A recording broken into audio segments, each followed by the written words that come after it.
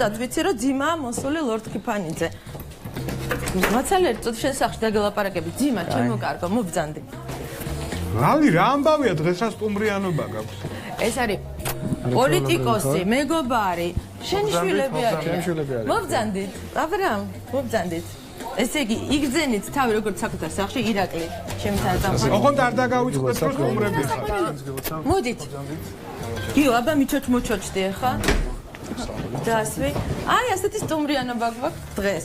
აბა გამოჯექი თეატრზე, ბავშვებო. ხო, თქვენ ცოტა მიჩოჩდით, გოგონა დავსვათ, ძიმა, დაჯექი ბიჭებო, თქვენ სადღაც ირაკლი მოგივლით, მოკლედ.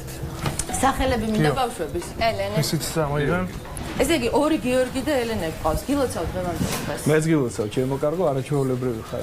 ქართულ ეროვნულ სამოსში და მადლობა. მაროშკინა ქართულ სამოსში, ხო ბატონო? ძიმა გვაქვს და საშინაო სანერვიულო მოიწონს. შევხვდეთ ხოლმე რაღაც ეროვნული სამოსით და მართლაც ოჯახისა და მშობლების პატივისცემის დღეს დავურთოთ თან ეროვნული სამოსის ზეიმით. შენ თუ არა შენ ვინ ისაუბრობს ამაზე ყველაზე კარგად? 8 შვილი. შვილი? ორი შვილი. ნუ წარმოიდგინეთ ადამიანი რომელიც პოლიტიკაშია მთელი ცხოვრება. სხვათა შორის მე ვიყავი მისი შტაბის უფროსი, როდესაც მერობის კანდიდატი იყო და მე ვჩვლი და ეხლა მიმაჩნია რომ ერთ-ერთი საუკეთესო მერი იქნებოდი, მაგრამ ყველაფერი წინ გაქვს, ახალგაზრდა კაცი. ისევ ნეპოტიზმში გადადიხარ ლალი. არ გადავდივარ, ნათესავებზე ხო არ ვსაუბრობ, მეგობრებზე. ყველა ჩემი მეგობარია, ყველა კარგი ადამიანი ამ ქვეყანაში. მე წარმოვიწყდება ჩემო ლალი რომ შენიყავი ჩემი სეკუნდანტი სახალხო დამცველობის კანდიდატობის პერიოდში და სხვა შორის ძალიან კარგად და ნაყოფიერად ჩავატარეთ მაშინ ჩვენი სამთვიანი პერიოდი. ნამდვილად. მითხარი რა საქმიანობენ ბავშვები? გიორგი მუსიკოსია, ნიჭიერ 10 წლით სამთავრებს, კლარნეტის სპეციალობით, ალბათ კონსერვატორიაში ჩააბარებს საბოლოო ჯამში. ელენე ბაკალავრიატი დაამთავრა ჰუმანიტარული ფაკულტეტი თბილისის სახელმწიფო უნივერსიტეტის. ოქროს ბავშვები. ძიმა, რა მინდა გითხრა, იცი რა, ეს ის თაობაა, რომლებსაც არ ახსოვთ პრაქტიკულად რა არის ამაჩაბლო, იმიტომ რომ ძალიან პატარები არიან აფხაზეთი და შენზე კარგად ვერავინ ვერ მეტყვის რა ხდება ჩვენ თავს. მე წავიკითხე ჰერბერტ ზალბერის განცხადება კი არა და საქციელი რაც მოხდა. მითხარი რა ქვია ამას, როდესაც ადამიანი ჩადის და ულოცავს სამხრეთ ოსეთში გამარჯვებას პრეზიდენტს და არც მეტი, არც ნაკლები არის სამხრეთ კავკასიის ექსპერტი და კრიზისების, ასე ვთქვათ, სპეციალისტი. რასთან გვაქვს საქმე? ამიხსენ, იცი, მე როდესაც ვნახე ეს ინფორმაცია, მივხვდი რომ დღეს მეტი არაფერს აღარ აქვს მნიშვნელობა, ეს თუ ჩვეულებრივად ჩვენ გავატარეთ, რა მოხდება? რა შეა საქმე? რასთან გვაქვს საქმე? მართლაც საოცრება, ხა სახელმწიფო მინისტრის მოადგილეც იყავი, პოლიტიკასთან ძალიან ახლოს და პირად შენი უშუალო პროფილი იყო, ასე ვთქვათ, კონფლიქტების მოგვარების სფერო და ალბათ ამეთანხმები, რომ უპრეცედენტო შემთხვევაა.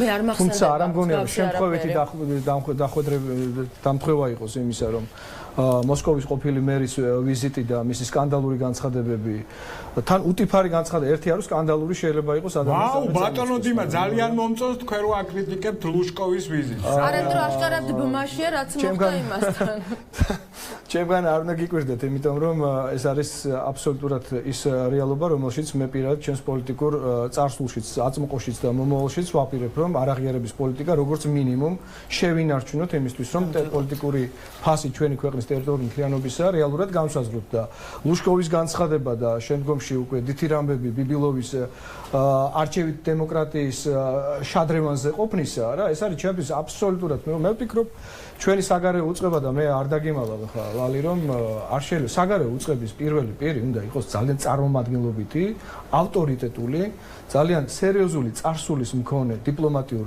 ცხოვრებაში მე გულისხმობ იმიტომ რომ ხა საგარეო უწყება მართლაც არის დიპლომატის უწყება და ის არ შეიძლება ერთბაშად გახდეს ასე ვთქვათ რანგით უმაღლესი რანგით საგარეო უწყებამ გააკეთა განცხადება თქო მოადგილის სტატუსით და არა მინისტრის მაგრამ აქ განცხადება არ კმარა ხო ხომ ეთანხმები რომ ასეთი რამე არ მომხდარა და სალომე და ყოფილიყო მაგრამ მინისტრის ზურაბიშვილი დარწმუნებული ვარ ბევრად ხისტი და უფრო ქმედითი და უფრო ნაყოფიერი იქნებოდა განცხადებაც და სალომემ გააკეთაც კიდე ძალიან საინტერესო განცხადება. მე მაგიტომ აღნიშნე. ბატონო დიმა, თქვენ მე მგონი სალომე ზურაბიშვილის პარტიის წევრი იყავით, ხო თავის დროს? მე ვიყავი სალომე ზურაბიშვილის პარტიის დამფუძნებელი ერთ-ერთი მისი პოლიტიკური საბჭოს წევრი და დღესაც მე ვფიქრობ რომ ძალიან კარგი ურთიერთობა მაქვს ალბათ სალომესთან. რატო წამოხვეით იმისგან? ვინაიდან, ნუ ეხა პოლიტიკაა და შესაბამისად ძალიან შორს აგვიყვანს ამაზე მსჯელობა, თუმცა კარგი მოდით რა დავუბრუნდეთ ამ თემას. რა მოხდება? აი, ვთქვათ, გავატარეთ ეს ყველაფერი. კი, კეთდება განცხადებები, მაგრამ მე სიმწვავეს ვერ ვხედავ. გიავორსკის განცხადება იყო, რომ ალბათ წამოწთა ფრაზა, ხო, ჩვენ კარგად ვიცით დიპლომატიაში ასეთი წამოწთანები არ არსებობს. მით უმეტეს, როდესაც ეახლები, მით უმეტეს ჟენევის თანათავმჯდომარესთან ერთად, ეს არის წარმოუდგენელი რა მოხდა. ეს ნიშნავს დაკარგვას, საბოლოოდ უარის თქმას. შიშობ რომ მაინც ვიყენებ ჩემს პრივილეგიას ვიყო ოპოზიციაში და უფრო მე ადვილდება, ასე ვთქვათ, ხელისუფლების კრიტიკა, თუმცა ალბათ ბატონი გიავორსკიც დამეთანხმება, რომ ეს პირველ რიგში არის ჩვენი დიპლომატიური მისიის კრახი. სრული. პრევენცია და თადარიგის დაჭერა და სწორი ნარატივი, ასე ვთქვათ, დღეს ძალიან მოდაშია სიტყვა. გულისხმობს იმას, რომ მსგავსი ტიპის განცხადებებისგან დაზღვეული უნდა იყოს, როგორც მისია, როგორც უწყება, ასე მთლიან სახელმწიფო, იმიტომ რომ ეს გაფრენელი სიტყვა უკან ვეღარ დაბრუნდება და ის თავის მისიას ასრულებს, იმიტომ რომ შემდგომში ამაზე ეგება ახალი ფიარი, ახალი პროპაგანდა, ახალი იდეოლოგია და ჩვენი მოქალაქეები დარჩენილნი როგორც ცხინვალში, ასევე სოხუმში იმის მაგივრად რომ თქვათ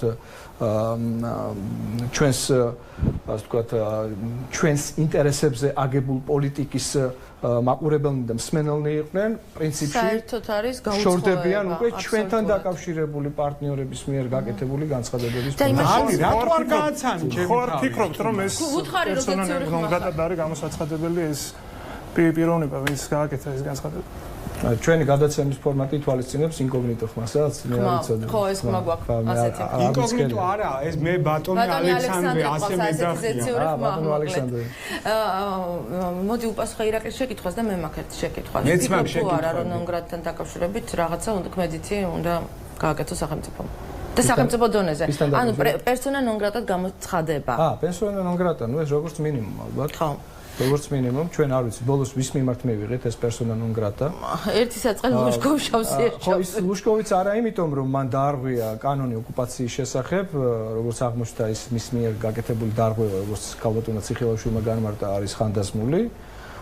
არამედ იმიტომ რომ მან არაეთიკური განცხადებები გააკეთა. ეს და ნამდვილად არაეთიკური იყო მის განცხადება. ხო, სამართლებრივად და დიპლომატიურ ენაზე ალბათ ესე ჟღერს. ძიმას დამეთანხმე ხა იმაში, რომ ევროკავშირის ელჩი რომელიც აკეთებს განცხადებას, რომ ჩვენ ყოველთვის უჭერდით მხარს საქართველოს დამოუკიდებლობას და რა თქმა უნდა არაღიარების პოლიტიკას, მაინც არ არის ის, ასე ვთქვათ, დიპლომატიურად ისეთი დონე, როგორმაც გააკეთა უფრო რთული და მძიმე განცხადება, ხო? აი ეს სამხრეთ კავკასიის საკითხებში ექსპერტი ეს არის ძალიან მაღალი რანგი.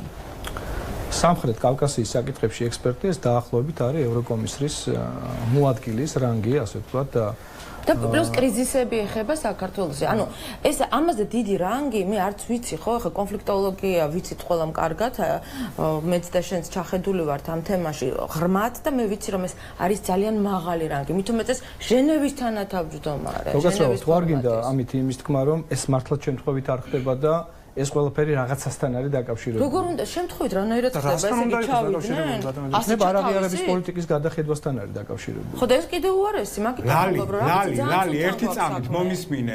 ბავშვები მოიყვანე მინიმუმ ყავამაინჩეს თავაზე, არ ვიცი, შოქცხების შოკოლადის მაგრამ ეს ბავშვები ასე იზრდებიან საწყლები, სულ კი, ვიდრე შენ იფუსფუსებ სამზარეულოში ბატონო დიმა, წინააღმდეგი ხომ არ იქნებით, რომ რამდენიმე შეკითხვა დაგის. არა, რა თქმა უნდა. მომაშო რა ტექნიკურად გამიყვანე ბრძოლის ველიდან. კი, ლალი, ერთი წამით მომისმინე, მართალია შენ თქვი რომ ბატონი დიმას საარჩევნო შტაბის ხელმძღვანელი იყავი, მაგრამ რამდენიმე შეკითხვა მე მაქვს, შეიძლება შენ დაგისვამს ბატონი დიმასთვის ეს შეკითხვა. ბატონი დიმა, მე თქვენს ბიოგრაფიას ვკითხულობდი, რამდენიმე საინტერესო დეტალს წავაწყდი.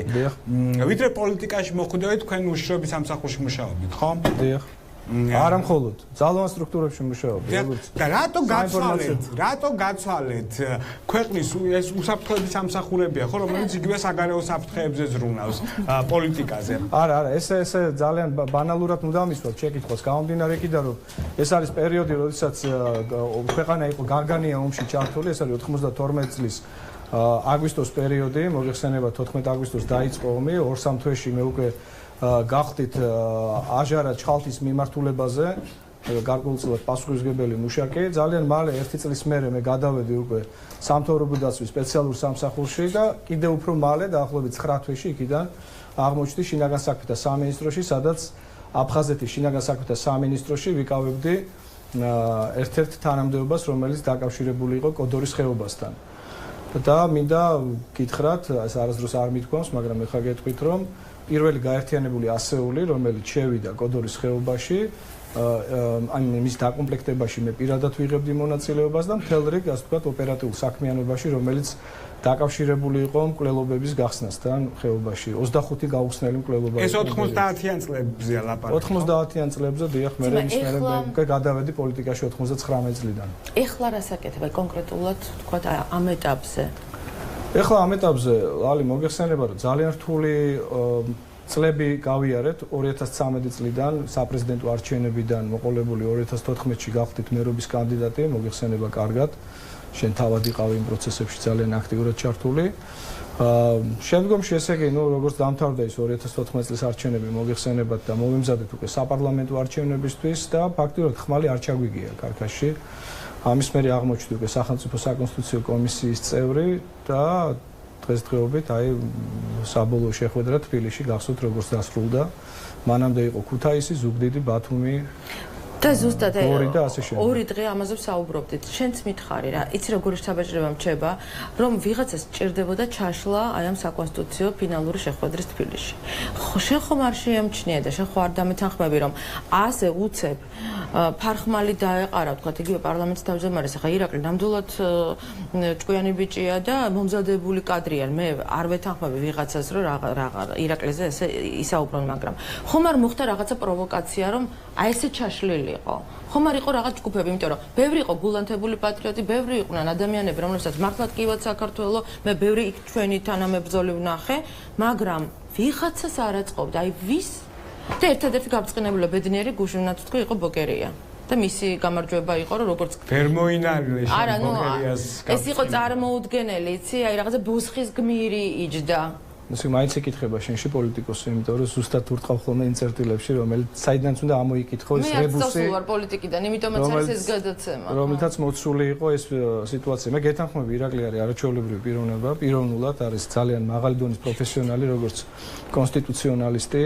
არის კარგი დედმამიშვილი, უნდა გითხრათ, რომ ბატონი გიორგი არის ჩვენი მეგობარი და მისი დედა ბატონი თამარ-ზაალიშვილი ასევე არის აკადემიური წრეების ცნობილი წარმომადგენელი, საერთოდ არაჩვეულებრივი ოჯახიშვილია. თუმცა ოჯახიშვილობა, პიროვნული განათლების მაღალი ხარისხი, წიგნიერება, სოფ აღქმა, ეს ყველაფერი არის ძალიან მნიშვნელოვანი, მაგრამ პოლიტიკა ეს არის ის სფერო, რომელშიც პრაქტიკისა და უშუალოდ მასში მონაწილეობის გარეშე შეუძლებელი ადამიანი პირდაპირ გახადო პარლამენტის თავმჯდომარე. მე ვფიქრობ, რომ ის ჩაითრიეს პროვოკაციაში.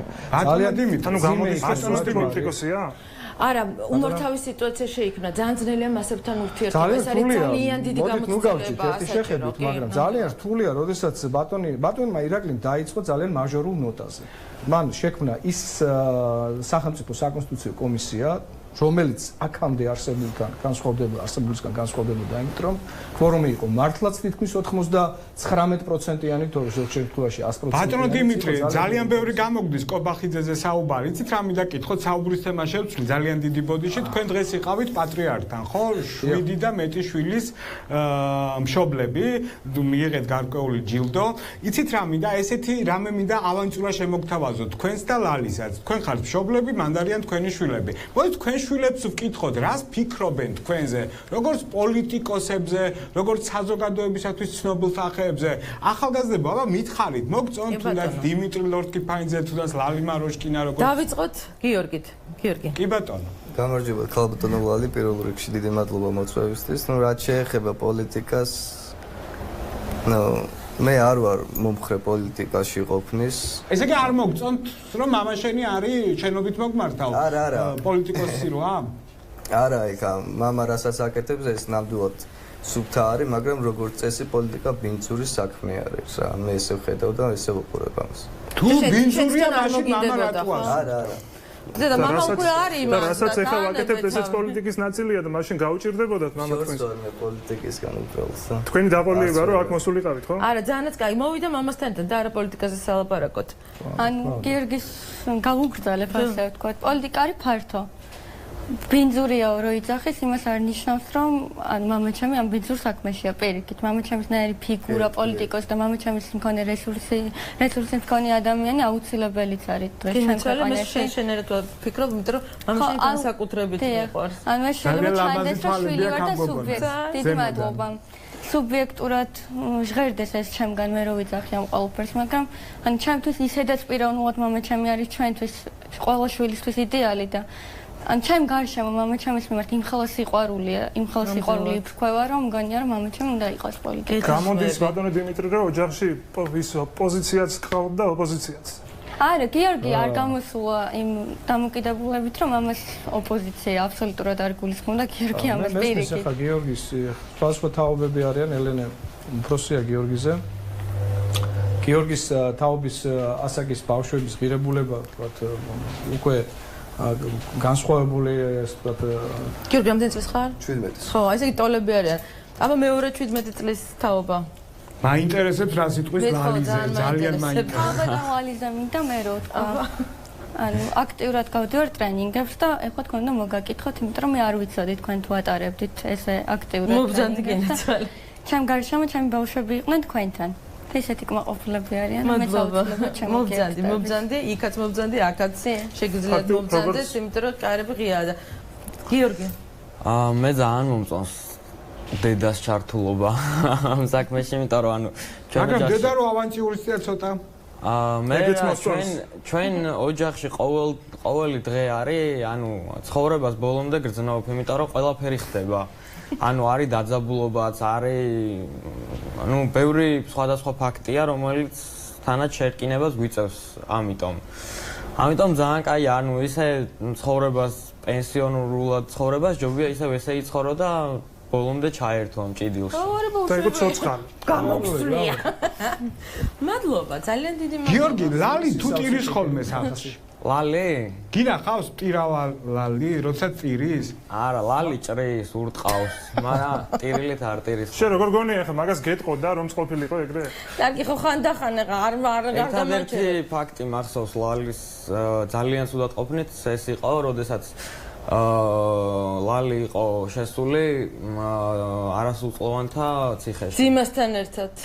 ზუსტად ძიმასთან ერთად და შოქში ვიყავით ორივე. ეს იყო დღე, რომელიც ყველამ ძალიან ძიმედ გადავიტანეთ. ხო, ეს იყო 2012 წლის ოქტომბრამდე.